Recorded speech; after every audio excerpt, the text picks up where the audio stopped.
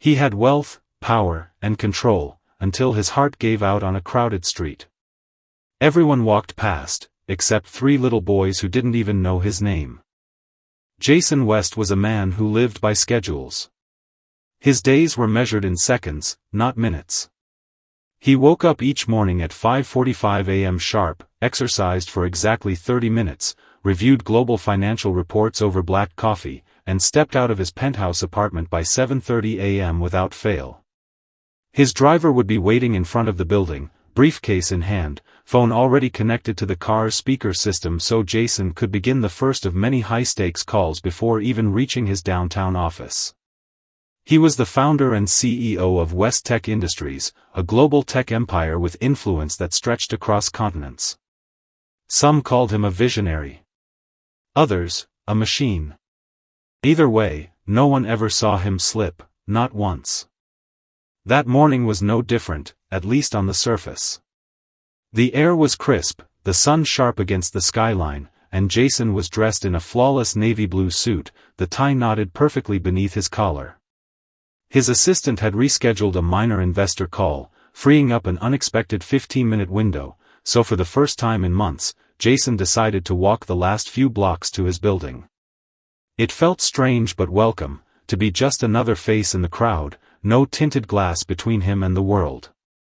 He passed the usual rush of commuters, their faces buried in phones or hunched over coffee cups. Street vendors called out from corners, and the occasional cab honked impatiently in the distance. Jason didn't pay much attention. His mind was already moving through the day ahead, project launches, performance reviews, a potential acquisition on the table. He was calculating numbers, risks, timelines. He was completely in control. Then, without warning, it hit him. A sudden, tight pressure gripped the center of his chest. It wasn't the kind of discomfort he'd experienced from stress or exhaustion, it was deeper, sharper, more final. At first he thought it might pass, just a strange spasm, a muscle clenching the wrong way. But the pain intensified quickly, radiating down his left arm and into his back. His breath shortened. His vision blurred at the edges. He stopped walking and reached for the nearest structure, a bench just outside a sleek office plaza. His hand trembled as he clutched his chest. The leather handle of his briefcase slipped from his fingers and hit the pavement with a dull thud. His knees buckled slightly, and he sank onto the bench, forcing himself to stay upright, his other hand gripping the metal edge of the seat for balance. People passed. Dozens of them. Some looked at him briefly, confused perhaps by the sight of a well-dressed man in clear distress, but no one stopped. A few slowed for half a step, then continued on.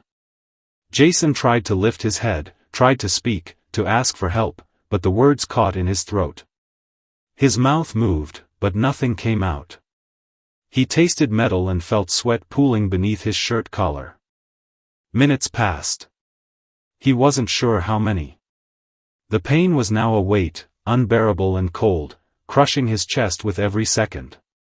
He felt the terrifying possibility that he might collapse right there, surrounded by strangers who would keep walking, who would never know his name or what he had built. In that moment, all his wealth, power, and reputation meant nothing. He was just a man struggling to breathe on a public bench, invisible in the noise of the city. And still, no one came. Just as the world around him began to blur into a haze of color and sound, Jason heard something that didn't belong to the usual city noise. It wasn't the harsh rhythm of traffic or the sharp echo of hurried footsteps. It was softer, higher-pitched. A child's voice, curious and a little breathless. Then another. And a third. The words took a moment to register, but when they did, they cut through the fog in his brain like sunlight piercing cloud cover. "Mister, are you okay?" one of them asked. Jason opened his eyes with effort and turned his head slightly toward the sound. Standing in front of him were 3 small boys, triplets, by the look of them, no older than 6. They had the same mop of shaggy brown hair, deep brown eyes, and round faces, their expressions a mix of concern and confusion. They weren't dressed in uniforms or expensive clothes. Their t-shirts were plain but colorful, one red, one green, one yellow, and their jeans were slightly faded at the knees. Dirt smudged the tops of their sneakers, and their matching backpacks hung crookedly on small shoulders. Jason tried to speak again, but all he could manage was a whisper, "I'm not. I don't feel well." The boy in the green shirt immediately turned to his brother and said, "Call 911. Right now." The one in yellow nodded and pulled a battered old smartphone from his pocket. The screen cracked at the corner. With surprising focus, he tapped in the number and spoke clearly to the dispatcher. "There's a man sitting on a bench. He's holding his chest and he looks really sick. Please come fast. We're at West Plaza, by the big glass building." Meanwhile, the boy in red reached into his backpack and pulled out a half-folded hoodie, which he rolled up and placed gently behind Jason's back to prop him up. The one in green took his hand, gripping it firmly, and said, "It's okay, mister. We're not leaving." Jason's heart was still pounding painfully in his chest, but for the first time since the attack began, he felt something shift, not in his body, but in the world around him. The sharp edge of panic dulled slightly, replaced by the strange comfort of three small voices talking softly, arguing about whether someone should get water or wait with him. Their presence was like a tether, holding him in place while his body tried to fall apart. People finally began to notice. A woman with a shopping bag stopped nearby, eyes wide, then pulled out her own phone. A man in a business suit slowed down and bent over to ask if help was on the way. The boys nodded together. "We already called," said the one in yellow. "They're coming. We promised we'd stay until they do." It wasn't long before the wail of sirens approached. Jason could hear them, faint at first, then louder, growing sharper with every second. An ambulance pulled up to the curb and medics rushed out with a stretcher.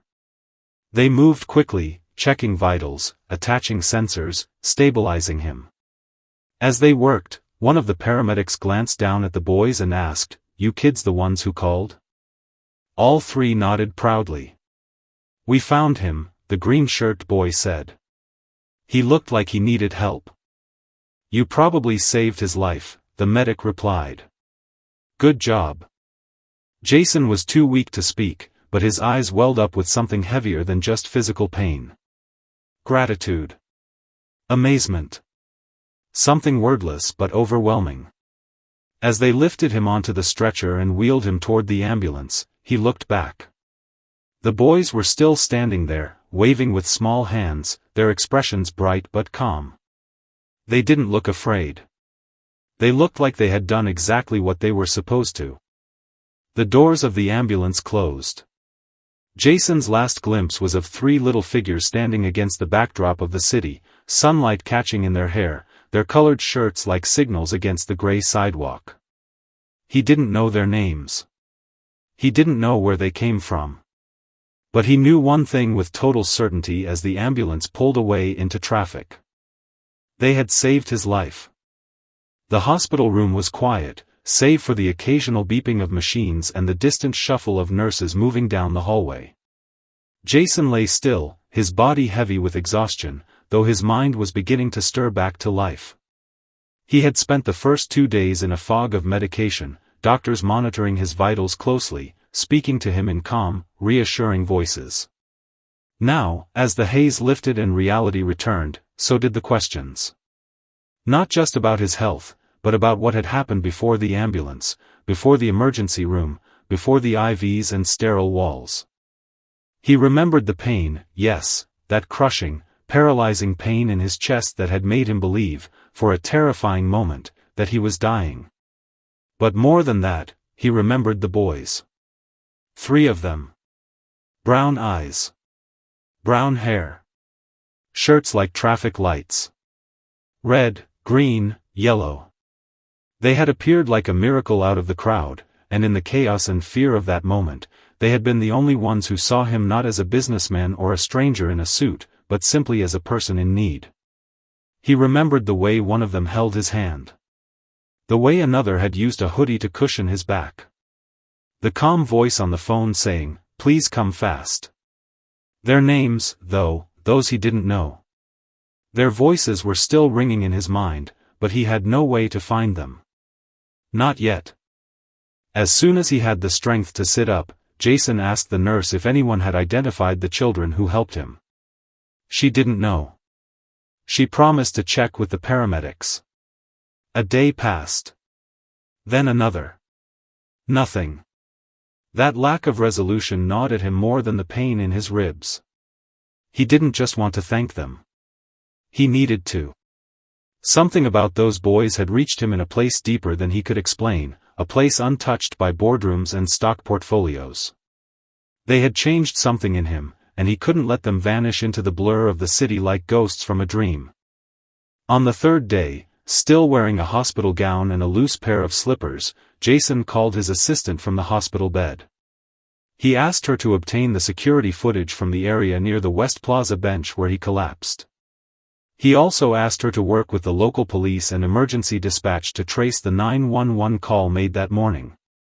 His assistant hesitated at first. After all, she was used to organizing jet travel and corporate takeovers, not playing detective, but when Jason repeated the request, she heard something in his voice that she hadn't heard before.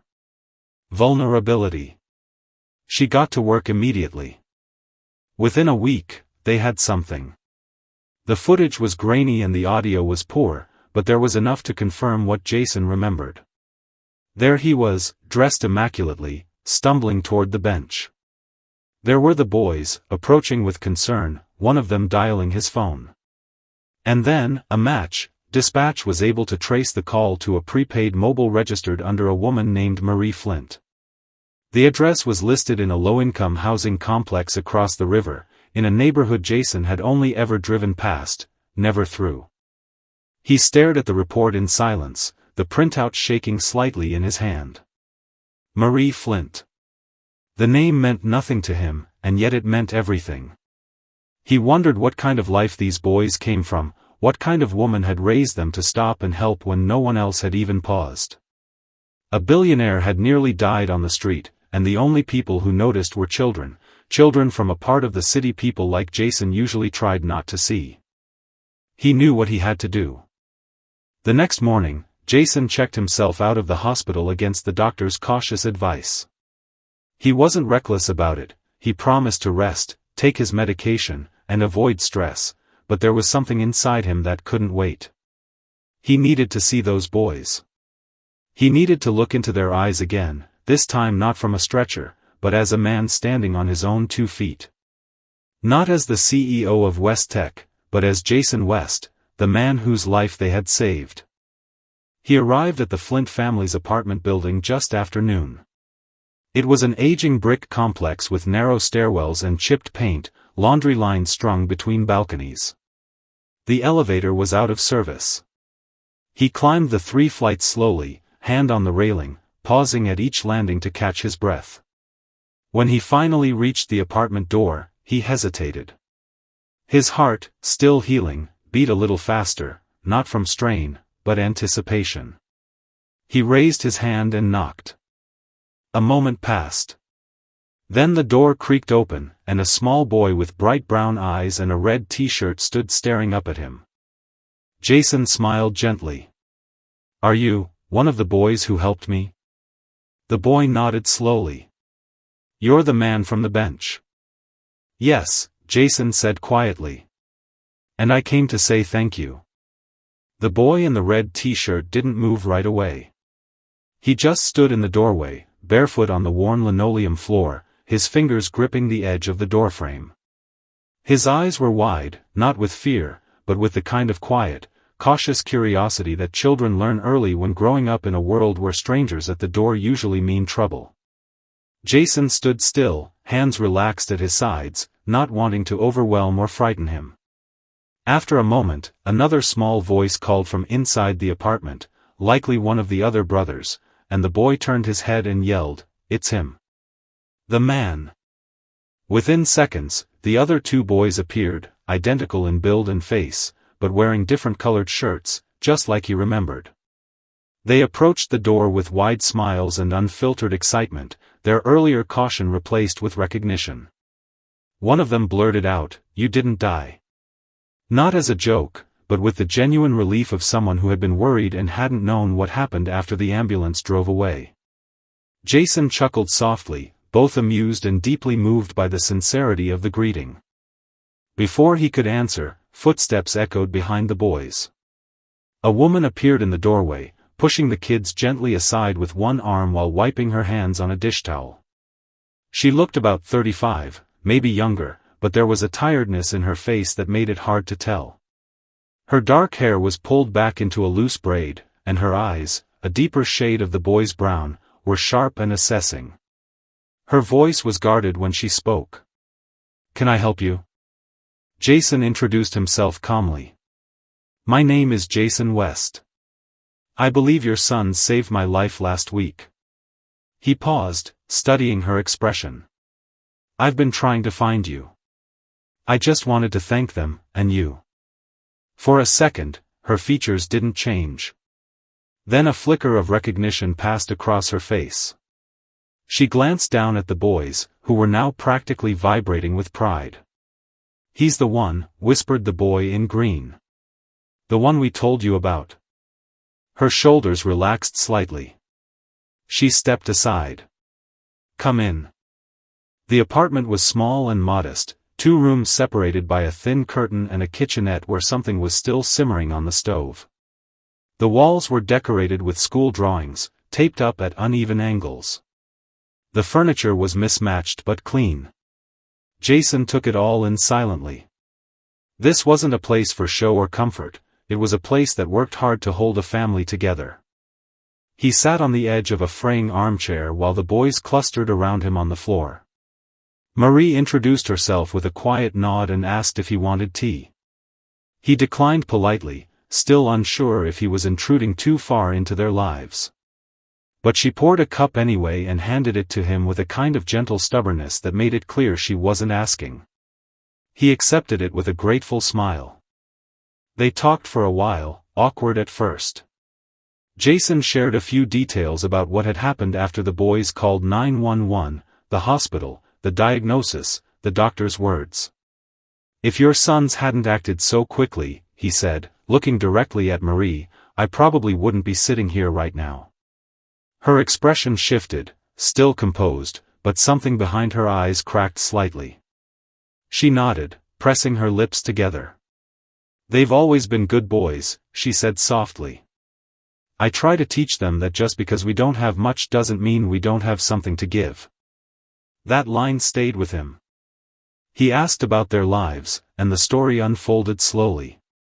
She had been raising them on her own since they were toddlers. Their father had left without explanation one winter and never returned.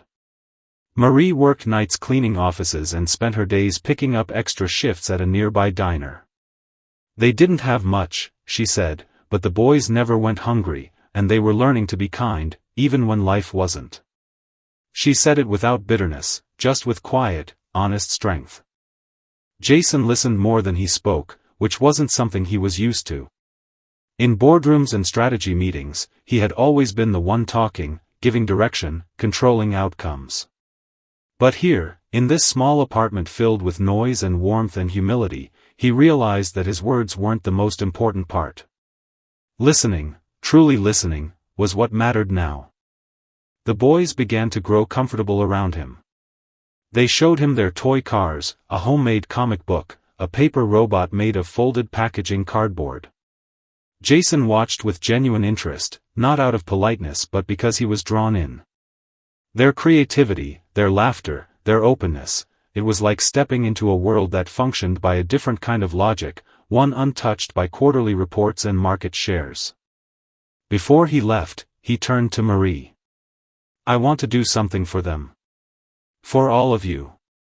I know I can't repay what they gave me, but I'd like to try in any way I can."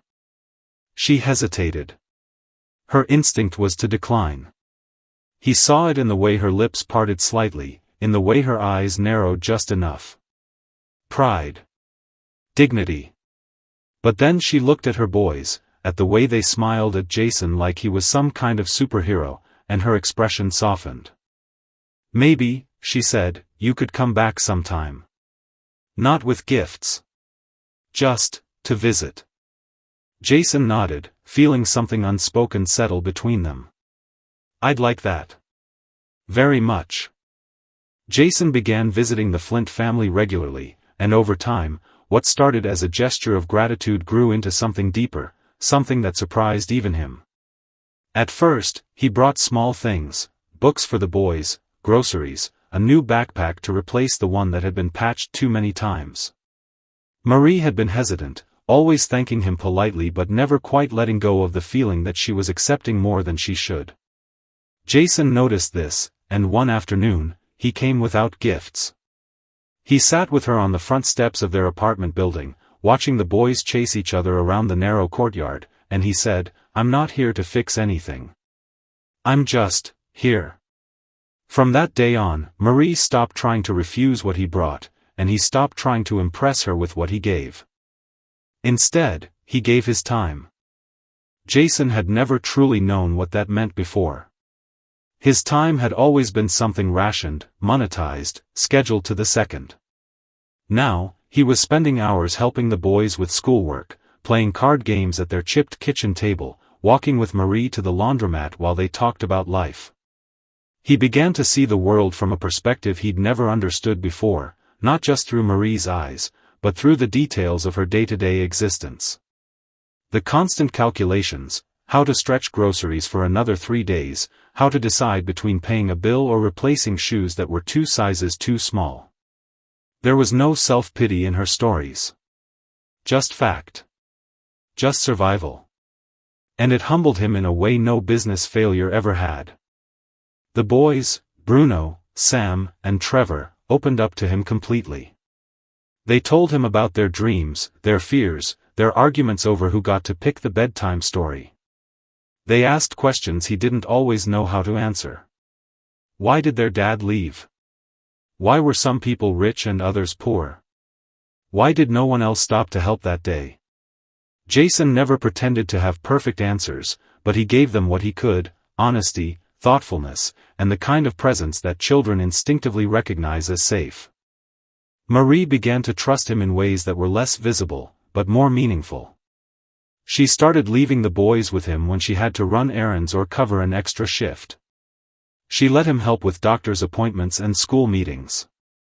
One day, after he drove her home from a late-night shift, she didn't invite him in, but she stood at the door for a long time and said, "I never thought someone like you would care about someone like us." Jason didn't know how to respond to that, not because he didn't care, but because he couldn't explain how much he had come to rely on them, too. They had filled a space in him he hadn't realized was empty. At work, people noticed the changes. Jason was still CEO, still sharp, but something in his approach had shifted. He started arriving later, leaving earlier. He spoke less in meetings, listened more. He created a company initiative to support families of frontline workers and single parents. When asked why, he simply said, "Because we can.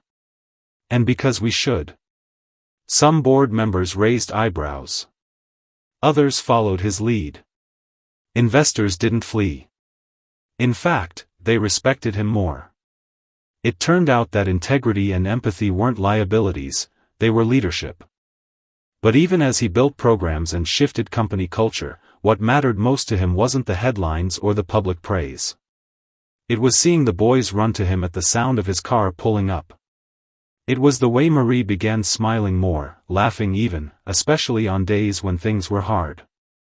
It was in the quiet moments, sitting on the couch with a cup of tea, or reading aloud while the boys curled up beside him, that he found something he'd never felt before. Not success. Not pride. Something closer to peace. One evening, after helping the boys with a school project about heroes, Jason stood at the window with Marie while the kids were brushing their teeth. They looked out over the city, the lights blinking steadily like distant stars. Jason asked, almost in a whisper, "Do you think people can really change?" Marie didn't look at him right away. She watched her son's reflections in the glass and said, "I think people remember who they were supposed to be. Sometimes it just takes something, or someone, to remind them. Jason didn't say anything. But in that moment, he understood exactly what she meant. And deep down, he knew, he wasn't just remembering who he was supposed to be. He was becoming it. It was a quiet Tuesday morning when the world Jason thought he had left behind suddenly came crashing through the door he had carefully closed. He was in the middle of organizing a breakfast table with the boys, slicing fruit, pouring cereal, and laughing as Bruno tried to sneak a marshmallow into his oatmeal, when his phone, long forgotten in the other room, began to buzz relentlessly. At first, he ignored it. But the buzzing didn't stop. 5 calls. 10. Then 15. His stomach tightened. He stepped away and checked the screen. It was his assistant, followed by 2 board members and a news editor he hadn't spoken to in years. Then came the messages, urgent, shocking, filled with phrases like leak, video, and corporate betrayal. His hands tensed as he tapped the first link sent to him. A grainy video loaded. The audio wasn't perfect, but it was clear enough. In it, his former COO and longtime colleague, Martin Graham, was seated at an upscale bar with another executive Jason had once trusted implicitly. Their voices were low, but distinct. They were discussing how to exploit Jason's reduced involvement in the company. Joking about how his charity phase had made him predictable. Then came the words that stopped Jason cold: the board will eat it up. We frame it right, get him to sign off on the wrong deal, and when he's out of the picture, we clean up. They were planning to remove him. Quietly. Ruthlessly. They had been working in the background, biding their time, using his softened public image and charitable focus as a mask for their ambitions. And now the proof had gone public. The video had been leaked anonymously, already trending on news sites, with headlines asking whether Jason West had lost control of his own empire. He stood in the middle of Marie's kitchen, phone in hand, the light from the window painting sharp lines across the floor. The noise of the boys behind him faded as the weight of betrayal settled on his shoulders. It wasn't just professional, it was personal. He had once trusted these men. He had built his company with them, defended them, believed in them. And now they had waited until he became vulnerable, until he chose humanity over profit, to try to rip it away. Marie entered the room quietly, immediately sensing something was wrong. She looked at Jason's face and didn't ask what happened. She didn't need to. She simply placed a hand on his arm and said, "Whatever it is, you're not alone in it." Those words struck deeper than any accusation in the video. Jason looked at her, truly looked at her, and then back at the kitchen where the boys were sitting, swinging their legs, watching him now with concern. He realized he was standing at a crossroads again, not between power and weakness, but between reaction and purpose. He could storm back into the corporate world, demand resignations, fight with fire. Or he could do something harder. He could respond with integrity. He made a few calls. First to his legal team. Then to the PR department. He asked for every document, every contract Martin had touched in the past year. He requested a private internal audit and made it clear, no media statements, no drama, just facts. Just truth. He wasn't going to play their game. He was going to dismantle it. Within 48 hours, the investigation revealed more than Jason expected. Financial manipulations, hidden agendas, and a network of deals designed to push him aside under the guise of evolution. Jason quietly called an emergency board meeting. He walked in not as the softened man they had hoped to outmaneuver, but as a leader who had rediscovered his spine. He presented the facts. He didn't yell. He didn't accuse. He simply laid out the evidence, one page at a time, while the room sat in heavy silence. By the end of the presentation, 3 board members had resigned. Martin was removed immediately. Jason did not celebrate. There was nothing victorious about cleaning up betrayal. But he felt something settle, balance restored, not through vengeance, but through courage. Later that evening, back at Marie's apartment, Jason sat at the kitchen table, watching the boys draw superheroes on construction paper. Sam handed him one of the drawings. "It's you," he said proudly. Jason looked at it and saw a figure in a blue suit, not with a cape, but with 3 small kids standing beside him and a big red heart drawn on his chest. Jason smiled, eyes stinging slightly. He realized the heart wasn't a symbol of weakness. It was everything that had kept him strong. Spring arrived slowly, but with purpose.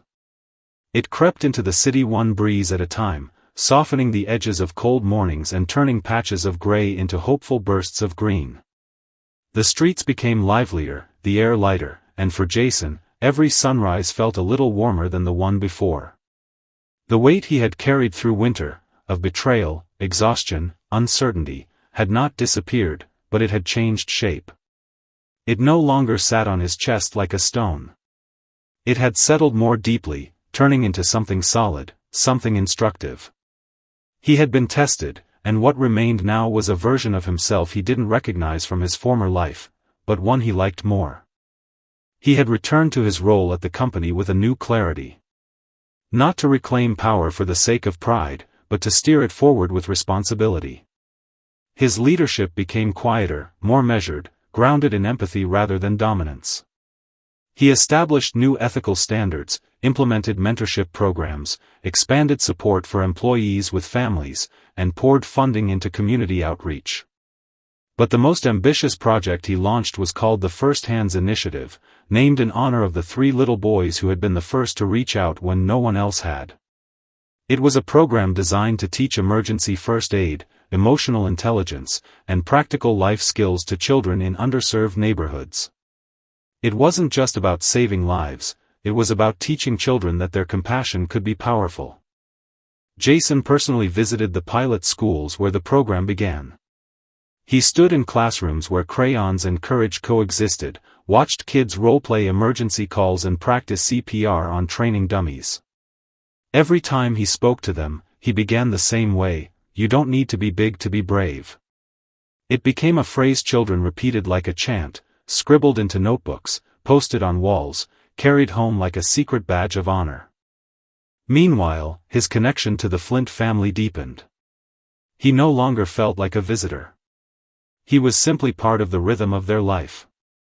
He helped the boys with school science projects, made pancakes with too much syrup on Saturdays, and learned which cartoons to laugh at even when he didn't understand them. Marie trusted him fully now. The way she looked at him had changed, not with hesitation, but with a quiet intimacy that needed no explanation.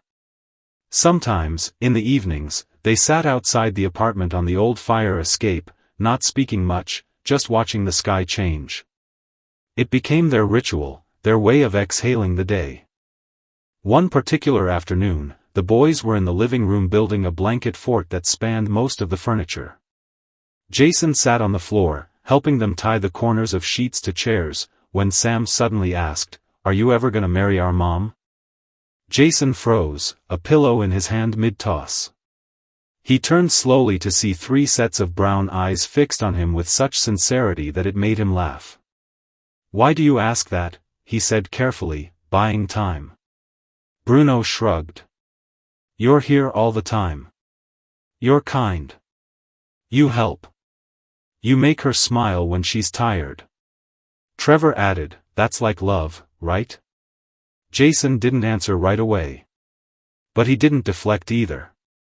"That is like love," he finally said, gently. "And I love all of you.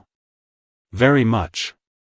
That night, long after the boys had fallen asleep and the fort had collapsed into a soft mess of blankets, Jason stood in the kitchen with Marie.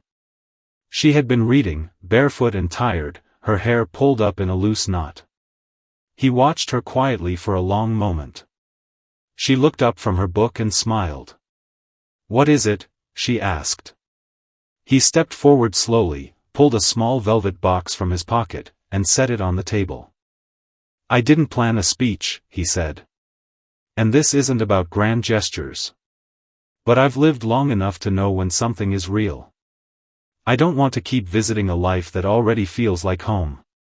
I want to live it. With you. With them. If you'll have me. Marie was quiet for a long breath, then another. Her eyes began to shimmer. She looked down at the ring, not extravagant, but thoughtful. A single, small diamond flanked by 3 tiny stones, like 3 small lights shining on either side of something constant. You know what the boys asked me last week, she whispered. If we could keep you. Jason smiled, his heart full and raw all at once. Then I guess this is me asking if I can stay. Marie reached for his hand, her fingers warm and sure, and she nodded. Yes. You already have. The wedding wasn't grand. There were no chandeliers, no velvet-lined invitations or sweeping orchestras playing custom scores. It took place in a small park just a few blocks from where Jason had once collapsed, the very place where 3 little boys had spotted him on a bench and unknowingly rewrote the course of his life. They chose the spot intentionally, not out of sentimentality, but because it held truth, because sometimes the most sacred places are the ones where pain met compassion and something beautiful began. A few folding chairs, strings of paper lanterns hanging from the trees, and a makeshift wooden arch that Bruno, Sam, and Trevor insisted on painting themselves. It was all simple, and it was perfect.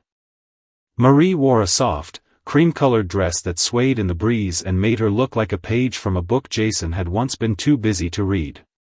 Her smile was quiet, almost private, as if she were still trying to convince herself that this moment, this joy, belonged to her. Jason wore a light gray suit, no tie, sleeves rolled just above his wrists. The boys stood between them, dressed in white shirts with suspenders, shoes too new and slightly too big, grinning with a kind of pride that made everyone watching smile back without meaning to. The ceremony was short, not because they wanted it that way, but because they didn't need to say much. They had already lived the vows long before they were spoken aloud. When Jason promised to choose Marie every day, not because life was easy but because she was worth it, she didn't cry. She only reached for his hand and held it like she never intended to let go. And when she promised to build a life with him, one that included not just love, but safety, laughter, and second chances, Jason felt the echo of that promise settle into the deepest part of his chest. It wasn't dramatic, but it was final, in the best way. After the ceremony, the boys pulled him aside and gave him a gift. It was a scrapbook they had made, some pages filled with drawings, others with printed pictures of them together, trips to the museum, pancakes in the kitchen, a blurry shot of Jason falling asleep with a book on the couch while one of them used his shoulder as a pillow. On the last page was a drawing. 4 figures, 3 boys and a tall man in the middle, holding their hands. Above it, they had written, in blocky handwriting, "Our family." Finally. Jason couldn't speak for a moment. He just hugged them all at once, awkward and clumsy, holding too tight and not nearly long enough. The rest of the day passed in a blur of sunlight, dancing on the grass, paper cups filled with lemonade, and laughter that felt like music. No one talked about business, or stocks, or quarterly goals. Instead, they told stories. Neighbors, co-workers, people from the community who had seen what Jason had become, not just the man in the headlines, but the one who showed up with groceries, who stayed after meetings to ask about someone's mother in the hospital, who kneeled on the classroom floor to tie a student's shoe. He had changed, and because of him, other things had changed too. As the sun set, casting long golden shadows across the park, Jason stood with Marie beside the old bench where everything had started. It was still there, weathered and chipped, but now it held new meaning. He touched the metal backrest lightly and whispered something she couldn't quite hear. She didn't ask him to repeat it. She just leaned into him and said, "I'm glad you sat down that day." Jason smiled, turning toward her, and replied, "I'm glad someone saw me." Months passed, then years, and life took on the shape of something real and steady. The boys grew, slowly and then all at once, from wide-eyed children into young men who still called him Dad without hesitation. Marie returned to painting and began teaching art workshops in the community. Jason eventually stepped down from his position as CEO and chose instead to focus full-time on the First Hands initiative, which had now expanded to dozens of cities across the country. They moved into a home just outside the city, a modest house with creaking floorboards, a sunroom full of plants, and a kitchen that always smelled like something warm was waiting. The front door never stayed closed for long. Friends, neighbors, and former students came in and out freely. There was always someone at the table, always a story being shared. And every year, on the anniversary of the day Jason collapsed, they returned to that same park. They brought flowers. They sat on the bench. And they remembered not just what almost ended, but what began. Jason often said he hadn't been saved by medicine or machines, but by 3 small hands that reached out when no one else did. He lived the rest of his days honoring that truth. Not with speeches. Not with monuments. But by choosing, every single day, to be the kind of man worth saving. This story, at its core, isn't about a millionaire or a heart attack. It's about what happens when the world slows down just enough for someone to truly see another person. Jason's collapse wasn't just physical, it was emotional, moral, human. He fell not only because of a failing heart, but because the life he had built was missing the very thing that makes life worth living: connection. The ending is powerful not because it's dramatic, but because it's deeply human. The boys didn't save Jason with money, status, or strategy. They saved him with instinctive kindness, something pure, uncalculated, and freely given. That one act unraveled everything Jason thought he knew and rebuilt it into something stronger, something real. What makes this story unforgettable is that it flips the power dynamic. The children, the ones society often overlooks, are the heroes. And Jason, the man on top of the world, is the one who needed saving. That reversal is humbling, and necessary.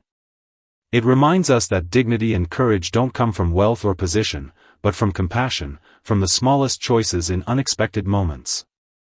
The beauty of the ending isn't that Jason finds a new family or purpose, it's that he earns it. Not with money, but with presence, humility, and love. He becomes a man worthy of the second chance life, and 3 little boys gave him. That's not just a happy ending. That's a meaningful one.